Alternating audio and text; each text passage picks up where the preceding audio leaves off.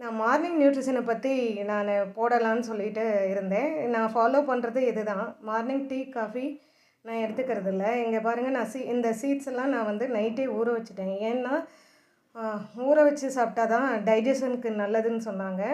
அதுவும் இல்லாத இந்த சீட்ஸ் அவுட்டர் கோட்டிங்கில் வந்து ஃபைட்டிக் ஆசிட் நேச்சராக ப்ரொடியூஸ் பண்ணி வைக்கிது. ஏன்னா இது வருஷக்கணக்கில் நம்ம வச்சு யூஸ் பண்ணுறதுனால அப்படி. ஆனால் துரதிருஷ்டவசமாக இது வந்து இந்த ஃபைட்டிக் ஆசிட் வந்து நம்ம ஜீரணத்துக்கு நல்லதில்லை.